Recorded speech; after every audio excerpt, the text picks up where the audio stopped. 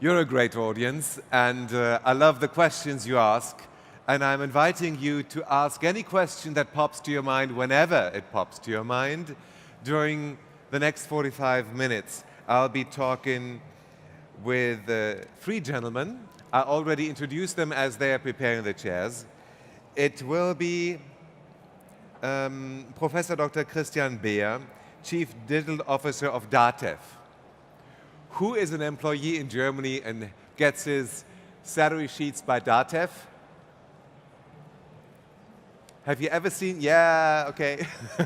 you know the green square is their logo. 12 million Germans get their salary through DATEV. So they'd better run well protected. Then we have Philipp Ostermeier, partner, head of strategy of KPMG, the audit and tax advisory we're all acquainted with. I'm so glad he is here. Let's put weg, okay. I'm so glad he is here because working for a consultancy and advisory company, he has an overview over so many industries. He's seen so many different clients in their path of digital transformation. By the way, that's our topic, digital transformation and how they do that in big industries. So we have two companies, DATEV and KPMG, who are advisory companies and have insight into many industries. And then we have one big German industry, and I have a bias. I need to tell you right away, I'm a fan. It's Deutsche Bahn. Who used Deutsche Bahn to come here? Some of you? Okay. I didn't. I came by car and regretted it all the way. It's an exciting company, and we'll learn details about how they function behind the scenes to deliver the impressive service and what services they develop that go far beyond what we see every day at our train stations. That'll be Stefan Stroh, Chief Digital Officer of Deutsche Bahn AG. I think now we're all set with the chairs. Now please welcome Professor Dr. Christian Beer. And who's next? Philipp Ostermeier. Yes, please. An exciting applause. Yes, go ahead. And Stefan Stroh, Chief Digital Officer of Deutsche Bahn.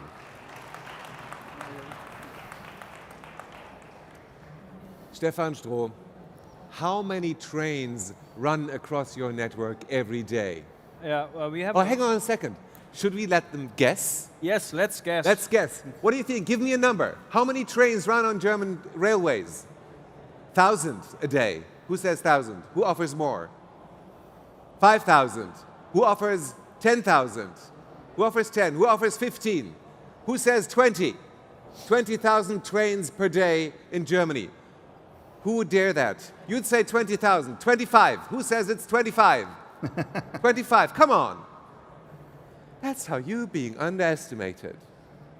Say the number. We run 40,000 trains a day over the network. We have 3 billion passengers a year.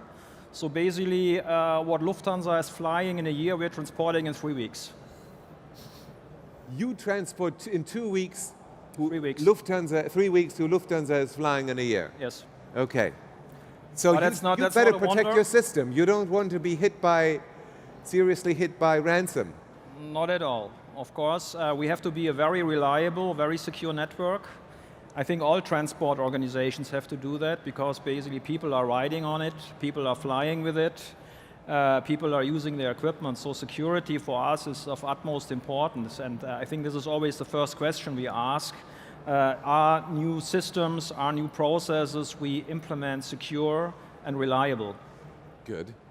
We'll get to more details because you have longer stories. Now let's listen to Professor Christian Beer. We know DATEV from our salary sheets, but you do much more. What else do you do? We do nearly everything about commercial processes, about tax consultants, auditors. It's about just 280 products just for software about all these processes. Begin by the everything about compliance, everything about security, data security. We've got about 12 million, or nearly 13 million of payrolls, about 2.5 million. Hang on a second, let me interrupt. Eine Bitte an die Regie. Darf ich den Monitor etwas lauter haben auf der Bühne, damit ich ihn lauter höre? Der Effekt wäre auch, dass ich weniger brülle, weil ich brauche gar nicht zu brüllen, es gibt ja Mikrofone. Ja? Wenn wir hier uns selber etwas lauter hören könnten, das wäre gut. Continue. We've got about 2.5 million of balance sheets, and they're the same things. We don't want to be hacked. Nobody wants in Germany that we are be hacked. And I think that's one of the interesting points we're getting this next 45 minutes, how create value about this thing of data security, maybe of data privacy, maybe there's a difference. Okay. I think that would be interesting. Philipp Ostermeier, you have insight in so many different industries working for a consultancy and audit company.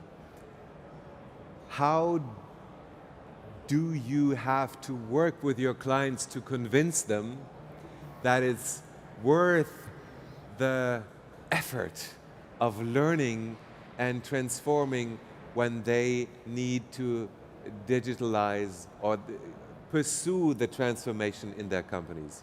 Well, over the last couple of, let's say, years, the progress that the evolution of next-gen technologies and the use cases and the advantages they offer for companies and opportunity has tremendously increased. So this does help a lot in the convincing of our clients. And as we know, in the areas of digitization, for instance, those have become commodities even, right? So there are a lot of, when we think about robotics, process automation, areas of digital labor, so the comfort level is quite high. And when we think about aspects that are relating to the customer experience, where it all started, there have been efforts as well, and that's why there is a certain comfort.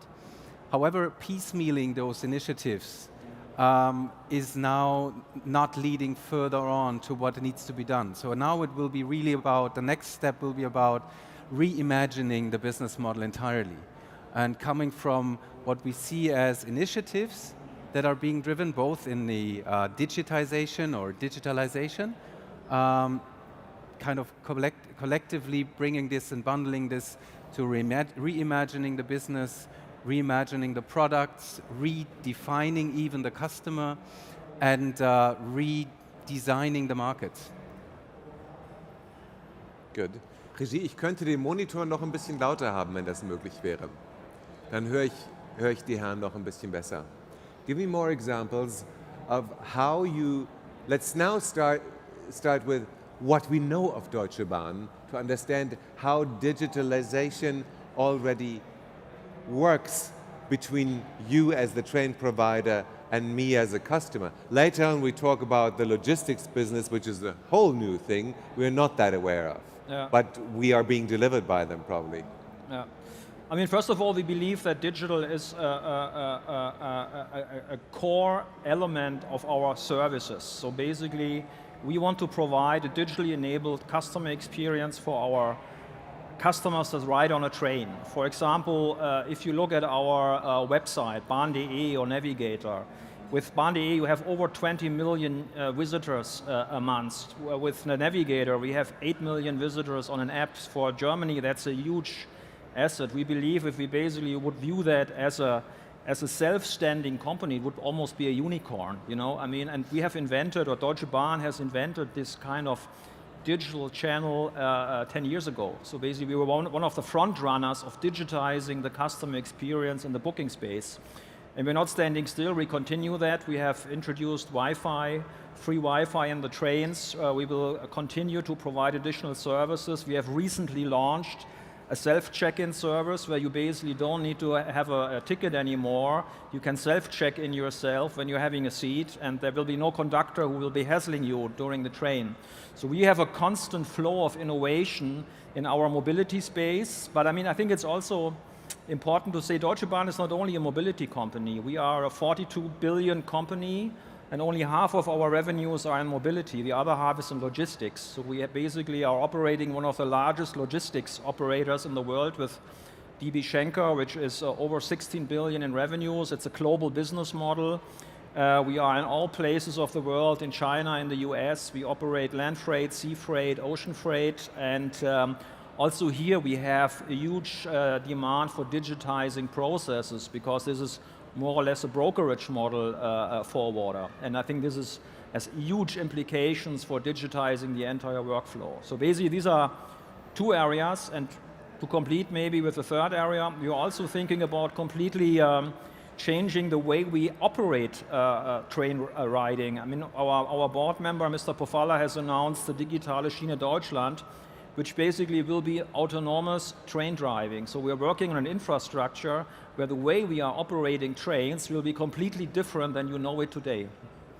I think it's quite impressive to hear that you have an entirely community of 8 million customers on your apps and using your interfaces. But the question that comes immediately to my mind is, what do you do with the data that you get? How do you kind of leverage the data that you get to maybe innovate your product offering, your service offering, and how do you play this back to the customer? Is there a certain procedure, a certain way of business that you've implemented to do that? I mean, what is very clear, I mean, if you talk about customer data, we have to be clear about one thing: it's not our data, it's the data of the customer.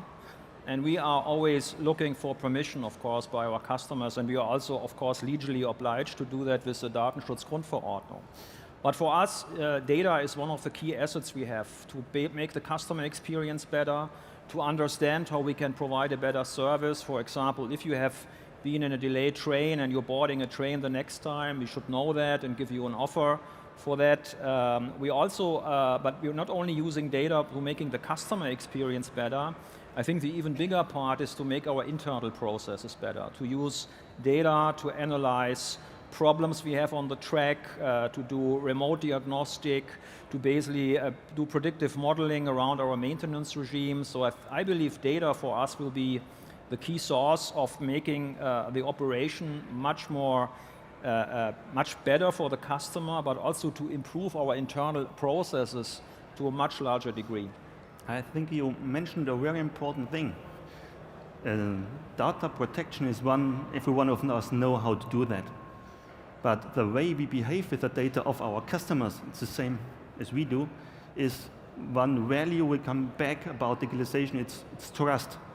Trust in the management, trust in the company. They don't sell my data, they use my data for create new things for me about it. I think that will be one of the cores in the future about digitalization. Trust in the company who have my data. Yeah. How do your clients deal with that subject of trust? I mean, you as KPMG get in touch with data of your clients, so they need to trust you. Then your clients have their clients and their data, and those are often very sensitive. How do you deal with that? How do you thrive in protecting? So basically, of course, one of the heritages that we have as KPMG with over 125 years of heritage is in the trust, in the way that we deal with data and treat data. That's one of our heritages, and this is what we embed in the way we advise our clients around digital. So a lot of our focus is basically on not only what opportunity do you have, but how do you manage the risk, and how do you manage the risk that increases potentially by opening up more channels. How do you prevent the risk for your customer as well as for your service offering? And how do you prevent these data that you've just described? How do you prevent this data to misuse and abuse? And this goes beyond the technology aspect of cyber. This goes even with the knowledge of treating data in a way that it cannot be polluted, that it cannot be disrupted, and that it can be efficiently used. And this is when we approach clients in the areas of leveraging data points. This is a very critical point, because the amount of data you generate from several sources is enormous, and the idea from having an understanding of the critical data and then focusing on which data to priority protect, as well as then understanding the value of the data, is something that we bring preparatory to our clients. And how do you inspire that trust? That your technology is strong enough to protect all those data? It's about a lot of it is about use casing. You know, digital is when you do it the first time. It always requires a certain amount of faith, right? It's always when you're the front runner in digital with whatever you do. When you're the first one to develop a use case, it's about faith. What we do is provide an environment and create an environment where you can, in a trusted way, try and error with data you have. In real time, you know, do simulations with data that you have to understand where are the critical points, to understand where's the opportunity that you're creating, where does it at the same time create risk, to provide, you know, to provide the analysis and to provide you with the assurance around that if you do certain things in a protected way, that you will not get polluted or disrupted or hacked. This is what we do, and we increase this because is one thing to be a trusted advisor. We increase this by partnering with an ecosystem of developers, of software companies, of people that really help us developing our proposition to the benefit of our clients to the next level to meet the demands. An important thing about that is not just to think about what can we do with the data of the customer. It is about to think about what can the customer do about the data when we have protected him and when we have thought new models for him. I think it's the same, like you said. That will create new trust. Stefan, Stroh, when I take a train and it's full, I say, how come they didn't know I was coming?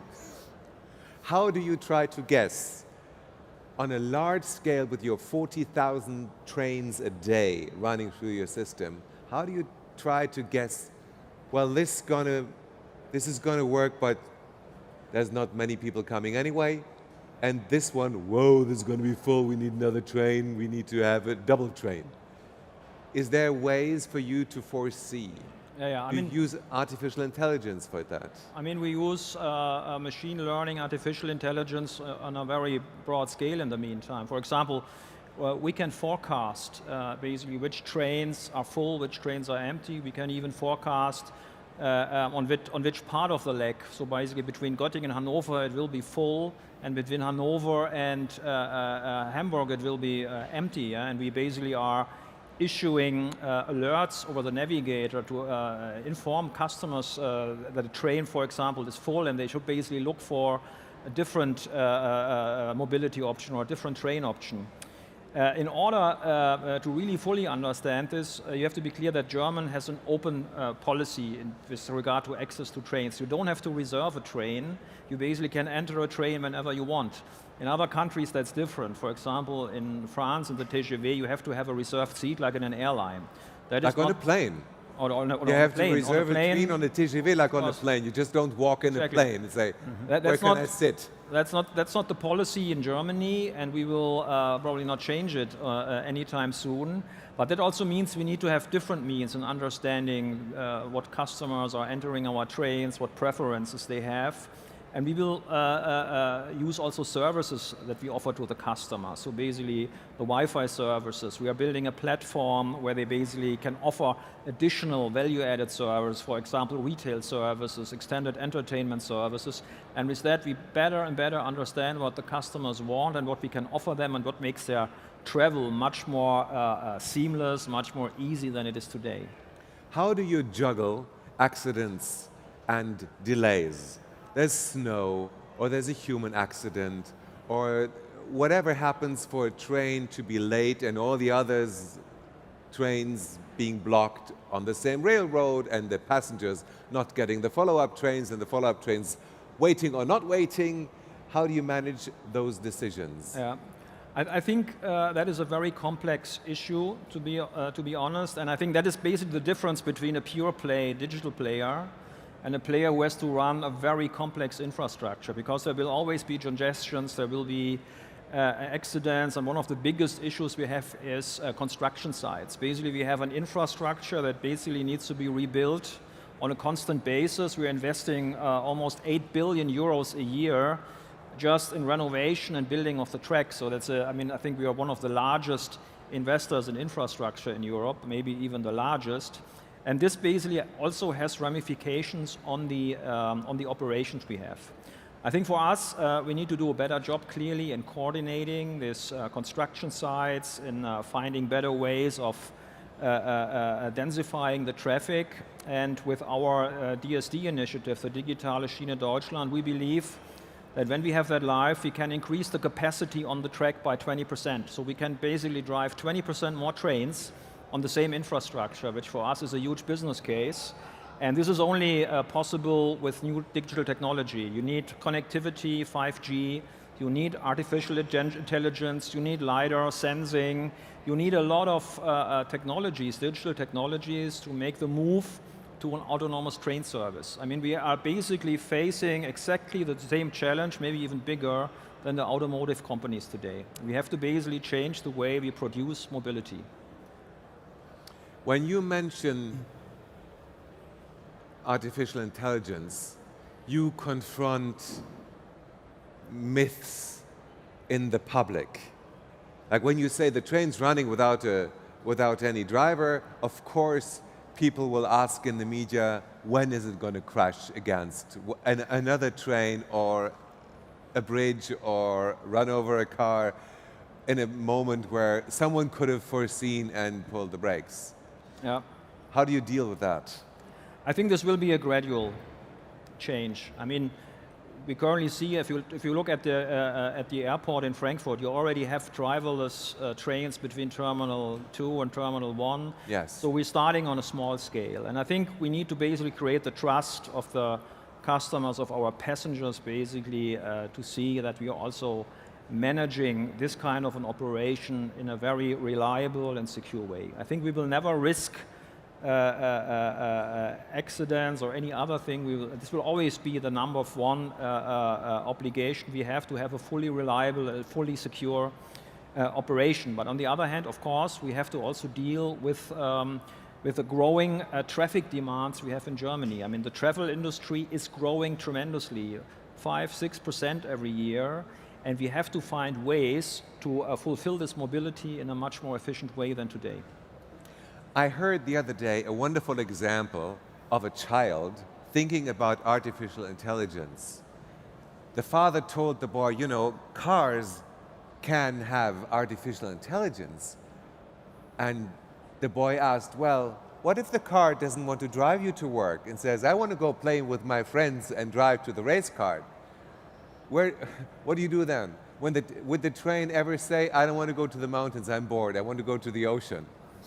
I mean, almost a philosophical question, you know. It's basically, if you move into artificial intelligence, basically, how can you really be on control of what the recommendation is that an artificial intelligence engine is giving to you? And I think we are not at the end of the discussion there. This is a very important decision. It's not only important for operating trains or operating cars. You can look at the same way in retail. I mean, if an artificial intelligence, you order a pack of batteries, and artificial intelligence sends you something from vendor A and doesn't even ask you what your options is. I mean, this is not an ethical problem, but it's a real business problem, you know. And basically, this whole understanding and traceability of artificial intelligence decisions is, I think, a key challenge. I don't have an answer to you for that, but I think it's one of the key questions we have to discuss. I guess a lot about. Yes, go ahead. I guess a lot about, and this is a general topic. It's relating to artificial intelligence or to the adoption of any type of technology or to automation, is to establish a certain governance and controls around it, right? So, and this is a tricky one. So if you establish an RPA solution, you know, how do you ensure that this RPA, this robot, is exactly doing what its intention is to do? How is, in your example, the car driving the boy to the soccer field and not driving the father the second time of the day back to work, which he doesn't probably want to go? So there's a lot of things about this around the governance and the controls. What I would like to maybe ask is a question. When you've mentioned that 50% of the overall revenues are from transportation, and then 50% are from logistics. How do you see certain experiments that are going on, like the electrification experiments that are happening on the highways, where trucks are meant to be on the highways. And how do you tend to see the new business models that have entered the markets following the deregulation, like Flixbus, who've grown out, have grown tremendously, and who are going beyond the bus now into trains as well? Yeah. I mean, for us, we believe in one thing. We believe that mobility and logistics will develop further, and there will be new business models coming to our markets which are threatening our existing business. The mobility space is probably the most prevalent. So basically, we are moving into a world where we have autonomous cars, self-driving cars which are shared. Basically, that's the model of Deutsche Bahn. We are an electrified, shared, autonomous operation for our customers. Basically, the car industry is now coming and is doing the same thing to us. If basically we don't have a response to that, we will have a problem in the long term. So basically, we have to, first of all, make our core operations much more better, much more digital. But we also have to invest in these new business models, and we're doing that. We basically have a huge startup relation unit. We're basically working with startups to understand what is going on in the world. We have a corporate venture capital fund where we are investing in startups, and we do that not only in Germany. We have outposts in the US, and we're now opening one in China, where we look in really what is going on in the world, what is going on in logistics, what is going on mobility, what is going on artificial intelligence.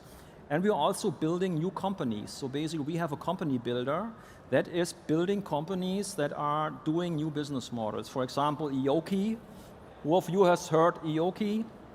No, no clue. It's a demand-responsive transport system where we basically are piloting what you call in Germany a Sammeltaxi, where you have an app and you do basically, you collect customers along the way, and we're doing that in an autonomous way. So we're building autonomous vehicles to do that.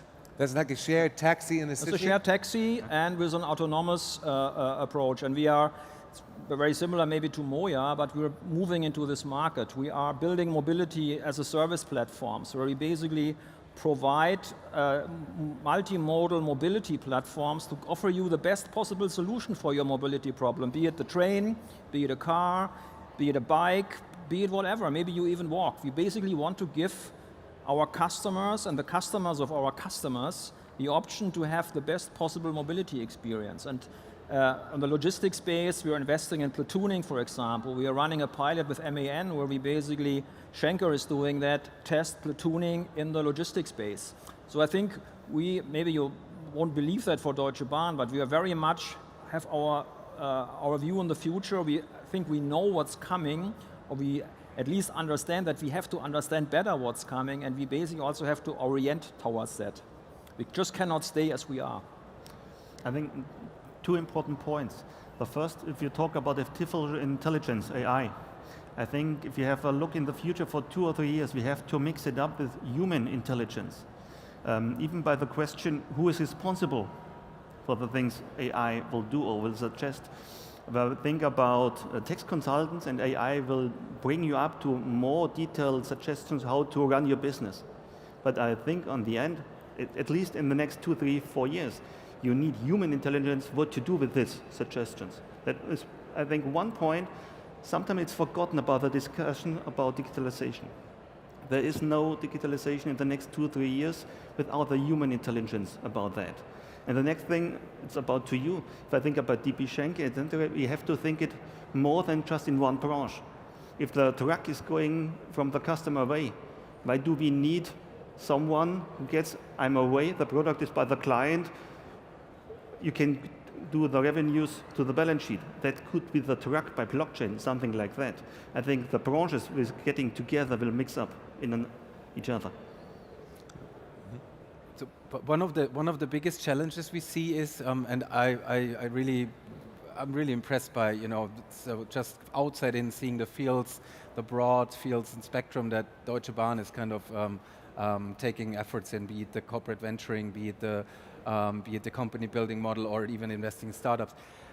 The only thing, if I look at my clients, is that whatever is a challenge that they have not overcome yet, and I'd like to get maybe your views on that, is how do you actually at a certain point ensure that the innovative impulse gets from the startup or from the incubator or from the venture into the business, and to make sure if that's the intent, right? And how do you kind of manage these businesses as what I see from various other clients? The way you manage this, the way you plan it, the budgeting, the entire process is completely different than the traditional process of running an incumbent business. I think now we're moving from the what should we do to the how do we do it, and I think this is at least of equal importance. I think I don't believe the companies I'm seeing, the big companies, have really found the solution for that, but I think we are moving in that direction. I mean, we have a couple of things that we believe need to happen. I mean, first of all, I think we have to educate and train our people. I think Deutsche Bahn has 300,000 employees, and for them to really understand what digitization or digital means to them, and basically give them the capability to also use these tools and make it happen, I think that's a huge challenge. And basically we have fully understood that we need to train the people. We have to get the people along the way. If we don't do that, it will just be an ivory tower of a few hundred people who think they got it, but it will not make, you know, the big change that a company like Deutsche Bahn or any other big company needs. Yeah. The second. Excuse me. When you say people, do you mean your customers, employees? Employees. Employees. Employees. Okay. The second thing is, well, we need to basically do this with partners. I think Deutsche Bahn has a little bit of a tradition to do everything themselves because they believe we are the best engineers. We know how the trains have to operate. We know all this kind of stuff. Who should know it better? I think we are beyond this point. We know that we need strong partners to further develop our propositions. These are not only startups. I mean, startups are an important part, but these are also industry partners we will work with. There will be a lot more about collaborations, alliances, joint ventures, this kind of things that need to happen there. And finally, I believe it's also, we have to transform ourselves in the way we work. We have to basically, I think, be more aggressive in the way we deploy new technologies to our current processes, and we also have to reinvent the way we implement them, become more agile, use integrated teams, move to this kind of DevOps model you always hear that we have that all around the place, but I think we need to do it more. And I think these are really the three things: train your people, work with the external market, and change the structures. I think these are three very important points to get digital at scale. I think educating your employees is a tough task on the long run, because people used to join Deutsche Bahn to have a job for life. And life is long because Medicare is good, and then people stay in your company for 40 years and they need to really go through all the different developments and worlds, don't they? Can you lead your employees that have been in your companies for 10 or 20 years to learn what it takes to work there another 10 or 20 years? Yep. That's how old we get. I mean, I think you never get everyone. Yeah, that's very clear. Yeah, and it's also fair. I mean, people have started maybe in a job and the job has changed and maybe they're not willing to do. But I believe we have a great interest in the organization to learn these things. And I also see that in the external job market. I mean, you would think, who wants to work for Deutsche Bahn when it comes to digital? To my surprise, or maybe to our surprise, there's a lot of people who want to work with us because they believe, first of all, we have changed, we do good stuff, and I think it's also a good product. I mean, we really have an environmentally correct product. We basically do the right things, and I think people that are in the space want to work for a purpose, for a good purpose. And I think this is one of the big assets Deutsche Bahn has, because our product is a product that people love, and want to basically help to make it better. Yes. I agree with all the points, but I think we have to add one more. We do not have just to change the education of the employees, you have to change the mindset inside the company. The mindset, what's next 3 years, you can say it now. That's something your employees haven't learned in the last 10 years. The question, who is your competitor next 2-3 years? Is it really the plane? Or is it maybe Office 365 and Microsoft about Skype and you don't need the train anymore? I think, or is it a startup all of us doesn't know up to now? I think this mindset, what we have to look about, is completely different from today. And that's one of the questions we haven't answered completely. I don't know anyone. Yeah. No, I mean, I think the topic of the session is called digital transformation, and I mean, or the mindset. The transformation has a lot of elements, and getting the right attitude and the right mindset, as you said it, or the right, frame, I think is key for success. We cannot change to something if we don't have the right mindset to be open for the change and really to bring the right ideas, to basically also break some rules. I mean, the question also is, if you want to do this digital transformation, you cannot do everything the same thing you have always done it. It's not possible. You will not be able to change anything then. Right. Philipp Ostermeier, what is your experience dealing with so many different industries as a consultant? How do you work with your clients so that they grow a different mindset and rethink their processes rather than just, okay, we've got new software, apply? So number one, and this Finn mentioned a couple of times here, is to really understand the full potential or full opportunity that digital, meaning emerging technologies, disruptive businesses, startups, name it, can add to the business model. So this is number one, starting with the opportunity. From the opportunities, then charting the journey. So really saying, okay, what does this mean for us? How can we get there? And number three is really to encourage to start and maintaining agile all over the process, right? And I think what is really critical is not to stop and to keep on having the faith in continuing these journeys. So you've mentioned before to establish a process of change and to maintain this attitude of change. It's very important, right? And so it all starts from the top. So if your leadership is not leading the way, sometimes a painful exercise and paving the way forward, and permanently and consequently, we would call it a bit explicit, banging the drum and making clear where the direction is and that there is no choice, no alternative, and then creating trust.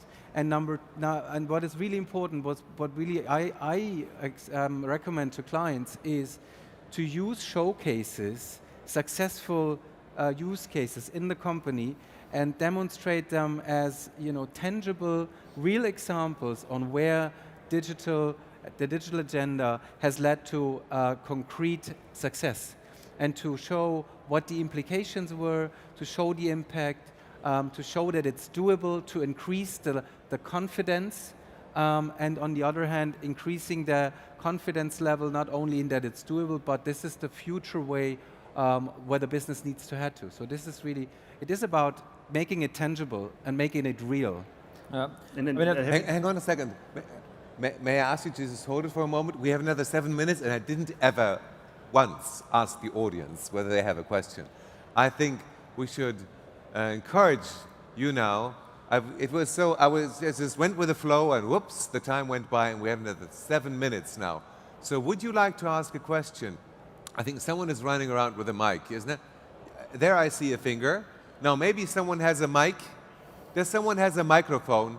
Does someone has a microphone? Ladies, does someone has a microphone? Yes, someone is running. Good. Yes, to the front, please. This gentleman in that chair would like to say something. Ask. Hi, my name is Jan Dimitrov. I'd like to ask a question about the how. You mentioned... Hold the microphone so close to your mouth. A question about the how, just as you said.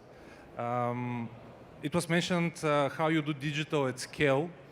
I'd like to ask you to give us your perspective on how you do transformation or innovation in the long run, long term, without trusses and shakes, etc. Because We know that some industries earlier needed to get into investment in innovation because they experienced a decrease of revenue, etc.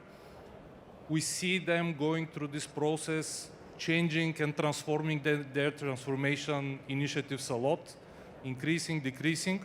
So what's your perspective on how, in an enterprise, on an enterprise level, you make it in a way so that it is sustainable in the long term? How do you evaluate if your innovation initiative is actually successful, and how you measure it and make sure that both the top level that actually pays for it and also the people that we talked a lot about culture and changing the mindsets, etc., will be involved in this in the long term? Thanks. Thank you. Who would like to respond? Well, I can take a start. I mean, to be very clear, I think you cannot manage every innovation in the boundaries of a corporate structure. So basically, we are working with two kinds of innovation streams. We have an innovation stream that is basically, as I said, digitizing our core operations. And we believe for these things, we need something like a business case, because, I mean, they make our existing product better. We are not inventing something new. We just make it better. There are other things which are inventing a new market. For example, if I look at new mobility services, you have to create a structure around these new models that allow them to breathe for some time, and you have to have some investment stamina to really sustain them. And we have clearly learned that there are two ways to manage this portfolio. You have to basically, the classical way of managing the portfolio, you basically look at ideas, you have a product roadmap, you evaluate, and you basically continue if it's still promising, or you cancel it if you believe it's not promising at all. But in these new markets, I think the return can take years. It can take 2 years, it can take 3 years. And I think here you cannot manage for EBIT. You have to manage for something like enterprise value. There's a completely different operating model for managing these kind of disruptive innovations. And I think you have to be very clear about the differentiation between those. And just to add, you need a lot of management attention from the top management about this transformation. And you need the courage to break rules. You need the courage to encourage your employees, try it. And if you fail, stop it fast, and then do something new. But it needs management and attention, much more than in normal way we knew in the last 10 years. Yeah, we've seen even examples of clients who really did a mind shift. So, for instance, one of our clients I've been working with, their technology budget covered all the innovation budgets as well. So all the budgets were sitting in the so-called IT responsibility. And having gone through a digital learning journey, the board decided on the digital strategy going forward, the initiatives, etc. And they decided as well that they were ready to put 20% of the IT budget for year on year at risk for investments that are going into innovative products, into innovative technologies, and into overall innovative services, with a mindset that you just described, the stamina of investment.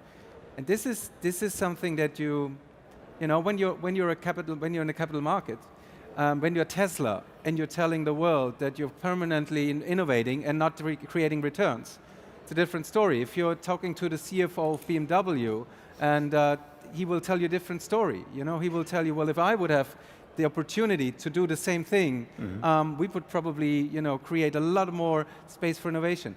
BMW found their own way to deal with that. A very interesting way. You should follow that one.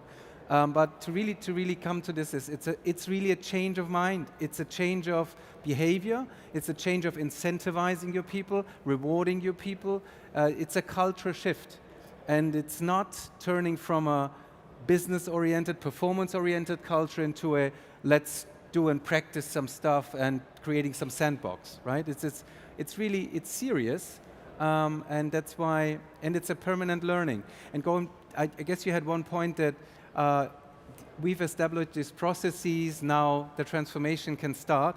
The transformation will never, if you look at the roadmap of technology and you look at the technology radars that are out there with technologies to come in the next 3 years, 7 years, 10, 15 years, this indicates that this is going to be an ongoing journey. So we need to be clear that there will be new technologies available.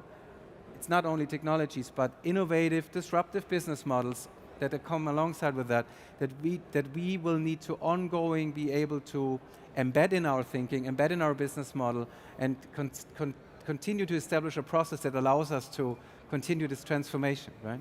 Yeah. Gentlemen, we could go on for hours. I love it. It's been exciting, but time's up. Thank you very much for participating. Please give a great hand of applause to Professor Dr. Christian Beer of DATEV, Stefan Stroh, Deutsche Bahn, and Christian Ostermeier von KPMG for giving us all this insight. Thank you very much. Thank you.